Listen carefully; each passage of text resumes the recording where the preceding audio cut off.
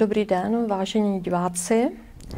Dnes je 21. listopadu 2015 a my jsme se dnes v Maďarsku ve studiu HUN TV setkali s milým hostem a tím je Gabriel Caraccioni. Dobrý den. My jsme měli možnost se setkat na takové milé záležitosti a tím byla Mezinárodní konference o základním nepodmíněném příjmu. A jestli dovolíte, pane Caraccioni, já bych se vás ráda zeptala, vy jste lídrem přímé demokracie na Slovensku? Áno, dá sa povedať, že lídrom.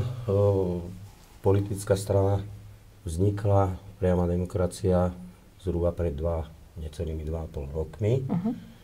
S tým, že sme chceli riešiť okrem nepodmieneného príjmu ešte nejaké dve ďalšie otázky, ale na to možno príde reč ešte. A máme takú, dá sa povedať, anomáliu v štruktúre strany našej, že v podstate môžem sa nazvať lídrom, ale zastávam tam pozíciu tzv. Prezidenta strany. Ano. Ale okrem toho máme aj predsedu strany, čo je tá anomália voči štandardným stranám. No a len pre vysvetlenie, naše stanovy hovoria o pozícii prezidenta strany ako o nejakom hlavnom ideológovi, ktorý má ustrážiť to smerovanie tej strany, aby sa neodklonila od tých hlavných myšlienok. No a potom ten predseda, ten vlastne má tú klasickú pozíciu toho organizačného vedúceho strany. Takže vaše strana přímé demokracie na Slovensku bude kandidovat v následujících volbách. Ako to tak vypadá? Áno, v podstate zmyslom aj existencie politických strán ako takých by malo byť teda vkladať sa do týchto volieb, všetkých možných volieb, ináč asi by to nemalo zmysel robiť politickú stranu. Lebo ináč by to mohlo byť fungovať ako akákoľvek iná občianska aktivita alebo zoskupenie. Sme na ceste k tomu, aby sme išli do volieb 2016. Sme niekoľko dní, dá sa povedať, pred prihláškami alebo uzatváraním kandidátok. S tým, že stále sú určité veci ešte otvorené. My sme malá strana, vieme, že máme veľmi malé šance sama o sebe, bez súčinnosti s inými subjektami, by som povedal, dostať sa do toho parlamentu a teraz na tomto procese sa intenzívne pracuje. Máme potenciálnych spojencov a počítam, že tak do týždňa tieto veci budú vyjasnené. Ale sú to veci, ktoré dneska nechcem hovoriť na rovinu, lebo fungujú určité pravidlá, že keď uverejním informáciu o jednej veci, tak to môže poškodiť druhej veci a podobne. Takže nám dneska ani neprozradíte, s kterými stranami byste rád třeba spolupracoval koaličně, které uznávají teda tu přímou demokracii? Áno, čo sa týka koaličného potenciálu. My sme už počiatkom roku vyhlásili, že chceme ísť do volieb a že v princípe my sme schopní spojiť sa s ktoroukoľvek stranou, ktorý príjme za svoju ideu sfunkčnenia referendového systému, čiže pravidel priamej demokracii. Tých strán, ktoré to otvorene hlásajú, tých je strašne málo. To ani proste jednej ruky by som nezaplnil týmito stranami. Teraz je na vlne priama demokracia, že ju skloňujú rôzne strany alebo ľudia zo strán, ale ešte som nevidel, že by to mali oficiálne vo svojich programoch. Takže máme v tejto pozícii také zvláštne postavenie, že my sme schopní a ochotní spájať sa s kýmkoľvek, ale nie za každú cenu. A tých, ktorí sú ochotní prijať ten systém priamej demokracie, tých je zase strašne málo. Zatiaľ najúspešnejší postup tu máme zo strany občianskych aktivít, ktorí broja za prijatie princípov priamej demokracie. Máme urobené dokonca dohody, určité zoskupenia sa pridávajú na našu kandidátku, ten proces teraz beží. A máme rozrobené rozhovory so politickými stranami, ktoré idú tiež do volieb a hľadáme formu spojenia. Takže to je dnešná situácia. V útorok budúci týždeň máme taký kontrolný termín, bod, kde budeme hodnotiť tieto veci. A po útorku uvidíme, či dôjde k nejakej takejto vážnej dohode alebo nie. Takže se plně teda chystáte do voleb, abyste mohli uspět. Dobře. A když se vrátím k včerejšímu a dnešnímu dni, kdy jsme mohli být účastníky mezinárodní konference o základním nepodmíněném příjmu, který pořádali lidé z Maďarska, z hnutí ohledně základního nepodmíněného příjmu. Tak už jenom taková doplňující otázečka. Máte nějaký konkrétní vlastně datum, cíl, kdyby mohlo být uzákoněno vlastně ten základní nepodmíněný příjem a vlastně, aby se to mohlo spustit pro lidi, aby to bylo co nejdříve účinné. Protože víme, lidi strádají a ty sociální nůžky se otevírají a společnosti by se to mohlo trošinku uvolnit, aby jsme mohli začít trošičku v novém, dejme tomu s přímou demokracii. Áno, úplne som pochopil otázku s tým, že hovoríte o nejakom exaktnom termíne, že kedy by sa výhľadové zaviesť systém nepodmieneného základného príjmu. Je to revolučná myšlienka, pretože my hovoríme, že dnešný systém dôchodkov a vôbec sociálny systém obsahuje asi 152 dôchodkov, podpor, príspevkov a tak ďalej. To nikto v tejto republike, myslím teraz slovenskej, nie je schopný ani vymenovať z volia. My chceme celý ten systém nahradiť tým nepodmieneným základným príjmom. Atribúty toho nepodmieneného príjmu umožňujú ich zaviesť prakticky okamžite. Bez ohľadu na spoločenský systém v krajine alebo na ekonomický systém v krajine, pretože išlo by o náhradu v tej sociálnej oblasti. A hovoríme, ideme do volieb, do parlamentu, ak budeme mať takú silu, aby toto presadili, tak to urobíme okamžite. Hovoríme o roku 2016 a z toho legislatívneho hľadiska, ak by sme tú silu mali, respektíve získali takú podporu, nemyslím sami poslanci naši, ale takú podporu, aby to prešlo, tak môžeme hovoriť o roku 2017.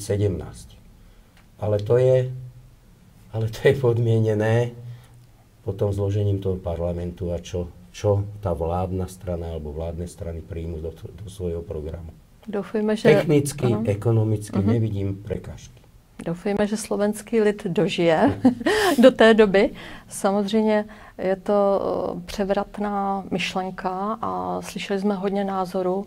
Na konferenci byli lidé z různých zemí. Myslím, že z Brazílie, z Německa. Áno, aj 12 krajín tam malo svojich prednášajúcich, takže je to veľmi silné zloženie, by som povedal. Diváci budou moct se podívat na záznamy z této konference, které budou uvedeny u videa. Takže tady ten kratičký rozhovor bude přenášen svobodnými médii. Doufám, že se lidé připojí k diskuzím i při článcích.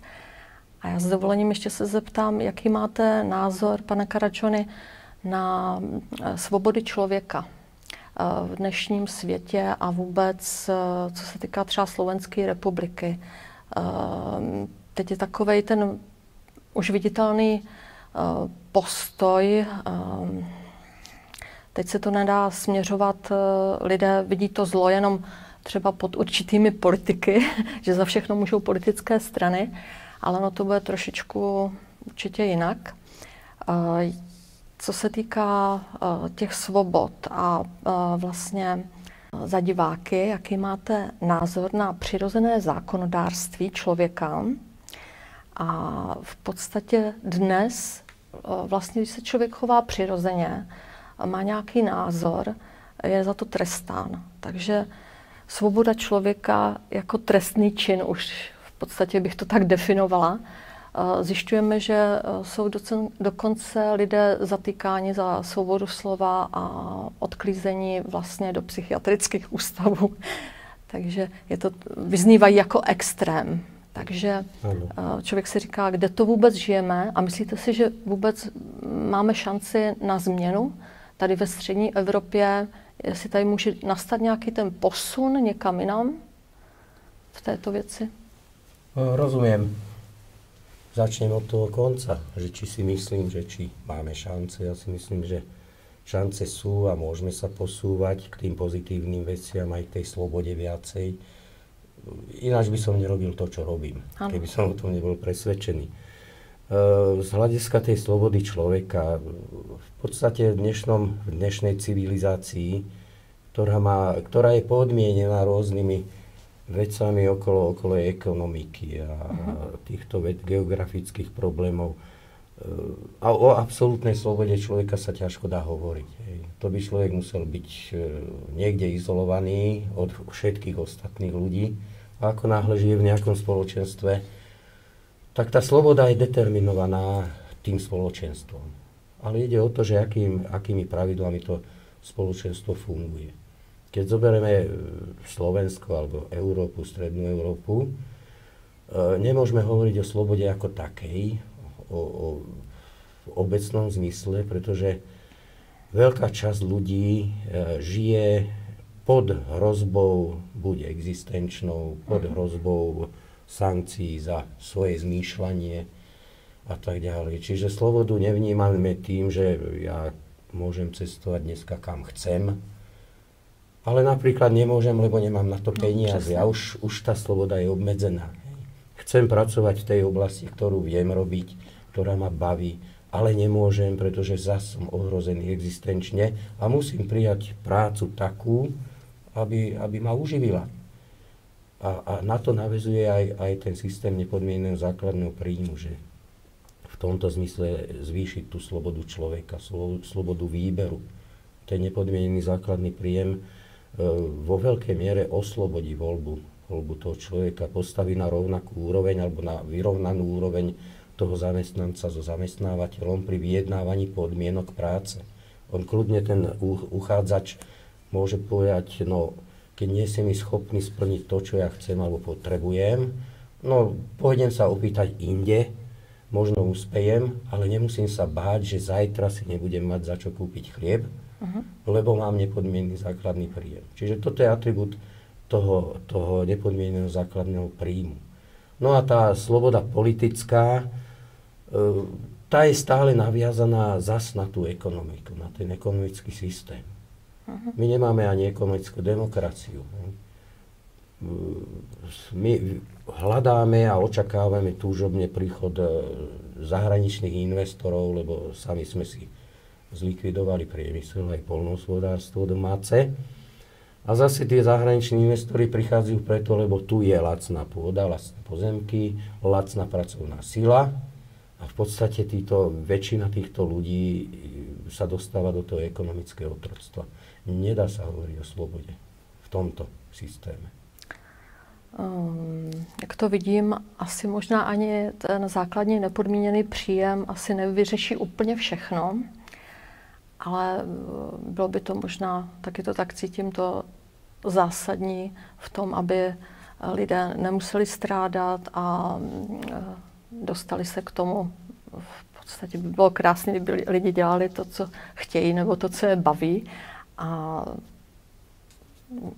co asi zjistíme i, nebo diváci, když se podívají na záznamy z konference o základním nepodmíněném příjmu, co všechno to přinese pro lidi. Takže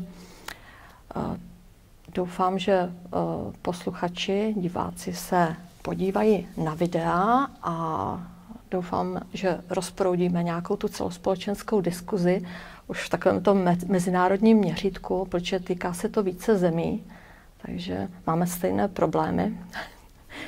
Dobře. Môžem k tomu povedať niečo asi v tom zmysle, že ja som aj na tej konferencii prezentoval taký názor, že nepodmienený základný príjem by bol východiskom a riešením pre celý svet. Ale hovorím, My nemáme kapacity a schopnosti zmeniť svet, nemáme schopnosť teda v tom našom subjekte zmeniť Európu alebo podobne, ale že riešime Slovensko. A dúfame, že keď niečo také rozumné presadíme na Slovensku, že ten okolitý svet si nás všimne a zoberie si príklad. Hej. Takže nerobíme si vzdušné zámky, že zmeníme celý svet. A čo sa týka tej slobody celkovej, ekonomickej, vieme, že v tom systéme tzv. Západnej civilizácie fungujú nekompromisné zákony peňažné, ekonomické a to funguje na veľmi nespravodlivom systéme prerozdeľovania peňazí alebo statkov obecne. Otvárajú sa nožnice, rozdiely medzi vysokopríjmovými ľuďmi a nízkopríjmovými ľuďmi a sú to rádové obrovské čísla v týchto rozdieloch a pritom v tých nižších poschodiach, by som povedal, žije väčšina ľudí. Takže tieto rozdiely vlastne zvyšujú aj tú nespokojnosť a revolučnosť v rôznych krajinách. Sú príčinou aj vojen dokonca. Hovoríme, kým nedôjde k zmene v tomto princípe a v princípe narábania peňazí, tak sa nemôžeme vyhnúť krízam a vojnám. Aj peniaze, ktoré dneska používame, nie sú v pravom slove zmysle peniazmi, ktorými by mali byť. Peniaze by mali byť kryté nejakými reálnymi hmotnými a nehmotnými statkami, ale oni to nesplňajú, tie dnešné naše peniaze, pretože fungujú ako tovar. Dneska je schopná centrálna banka, či je to Fed alebo Európska centrálna banka, vypúšťať do obehu v ekonomike obrovské množstva nekrytých peňazí. Niekedy sa tu hovorí kvantitatívne uvoľňovanie. To bežný človek nevníma takýmto spôsobom, peniaze vníma ináč. Ale my sa stávame, alebo sme otrokmi peňazí. Preto hovoríme, aj nad tými peniazmi by mali vládnuť ľudia. Preto hovoríme, každý štát, ak má byť štátom, musí si vládnuť svojou menou. Ináč nie je samostatný, nie je svojprávny. A pokiaľ by vládol sám, samostatne, neznamená to, že aby nad ňou vládli nejaké politické strany alebo politické centrály, ale aby nimi vládol ľud. A preto my máme ako hlavnú tému aj v tej strane, že chceme funkčný referendový systém, chceme zaviesť pravidlá priamej demokracie, aby o takýchto dôležitých veciach, a nie len o peniazoch, ale aj o účasti, ja neviem, v Únii alebo v NATO, aby rozhodovali priamo občania v referendách napríklad. Aby o tom nerozhodovali dvaja, traja politici. Čiže v tom je hlavný zmysel našej činnosti. To dávajú úplne na prvé miesto.